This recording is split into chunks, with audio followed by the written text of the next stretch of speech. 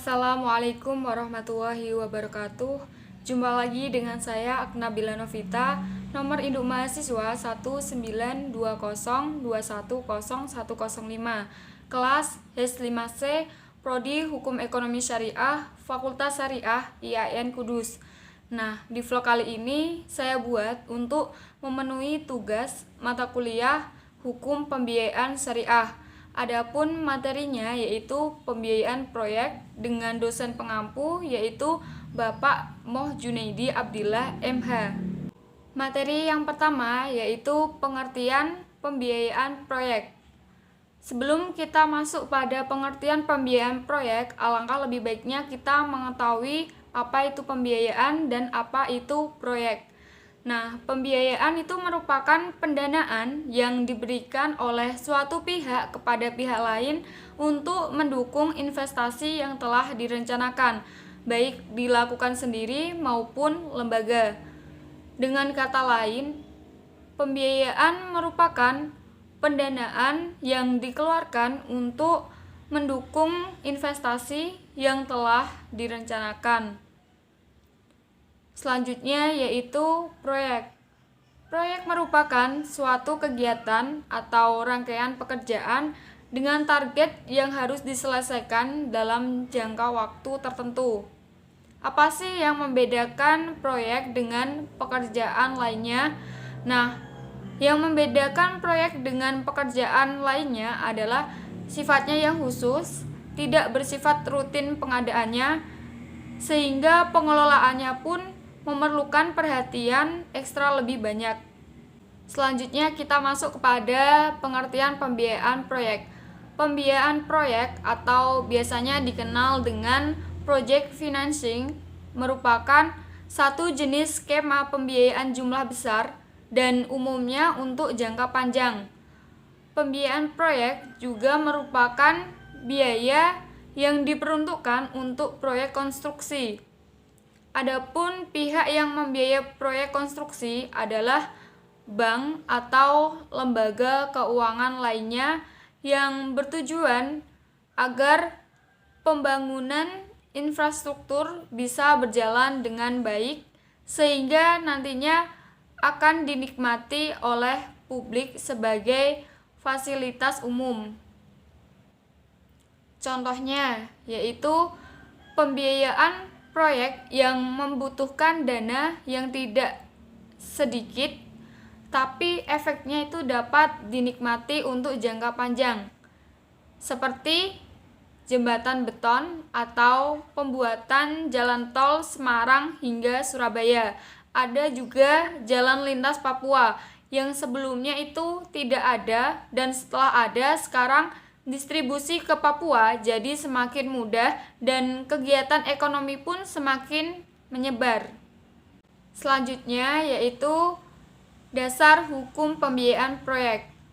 Dasar hukum pembiayaan proyek diatur pada Peraturan Pemerintah Republik Indonesia Nomor 56 Tahun 2011 tentang pembiayaan proyek melalui penerbitan surat berharga syariah negara. Selanjutnya yaitu unsur-unsur pembiayaan proyek, diantaranya 1. Kepercayaan. Keyakinan dari si pemberi pinjaman bahwa si penerima pinjaman akan mengembalikan pinjaman yang diterimanya sesuai dengan jangka waktu dan syarat-syarat yang disetujui oleh kedua belah pihak. 2. Kesepakatan, di mana adanya persetujuan berupa kesepakatan waktu pembayaran antara si pemberi pembiayaan dengan penerima pembiayaan yang dituangkan dalam sebuah bentuk perjanjian di mana masing-masing pihak menandatangani kewajiban dan haknya masing-masing. 3. Adanya dua pihak, di mana ada seseorang pemberi pembiayaan dan ada seseorang penerima pembiayaan. Yang keempat, risiko. Adanya suatu tenggang waktu pengembalian akan menyebabkan suatu risiko tidak tertagihnya pembiayaan. 5. Balas jasa. keuntungan atas pemberian suatu pembiayaan atau pinjaman atau jasa tersebut. Dalam prinsip syariah, berjasa biasanya dikenal dengan bagi hasil. Dan yang keenam, adanya unsur waktu, di mana adanya jangka waktu pembiayaan yang merupakan masa pengembalian pinjaman yang telah disepakati. Selanjutnya yaitu ciri-ciri pembiayaan proyek. Di antaranya, 1. Pembiayaan diberikan pada dan dinilai atas dasar dari sebuah entitas yang didirikan hanya untuk pembiayaan proyek yaitu SPV. 2. Pembiayaan termasuk dalam memanfaatkan hutang dalam jumlah yang besar hingga mencapai 65% sampai 80% dari nilai proyek tersebut. 3. Tidak bisa ditanggung oleh satu bank atau investor saja karena jumlah nilai yang sangat besar tidak bisa ditanggung oleh satu bank atau investor saja. Oleh karena itu, biasanya melibatkan lebih dari satu lembaga pembiayaan. 4. Pembiayaan proyek bersifat jangka panjang, biasanya bisa mencapai 15 tahun atau bahkan puluhan tahun. 5. Pihak yang memberikan pembiayaan. Dan 6. Arus kas yang dihasilkan oleh SPV harus cukup untuk seluruh biaya operasional proyek dan untuk melakukan pembayaran kembali atas hutang pembiayaan.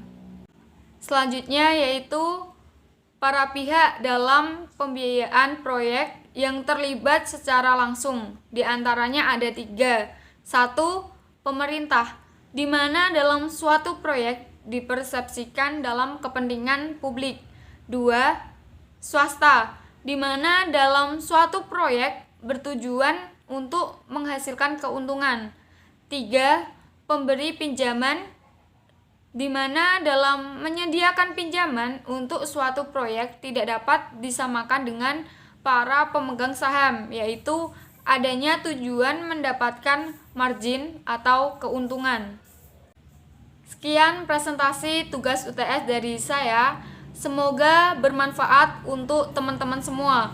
Mohon maaf apabila ada kekurangan dalam materi atau tutur kata dan tindakan yang kurang berkenan, mohon dimaafkan. Wassalamualaikum warahmatullahi wabarakatuh. Jumpa lagi di vlog selanjutnya. Dan jangan lupa like, comment, subscribe, and share sebanyak-banyaknya. Terima kasih.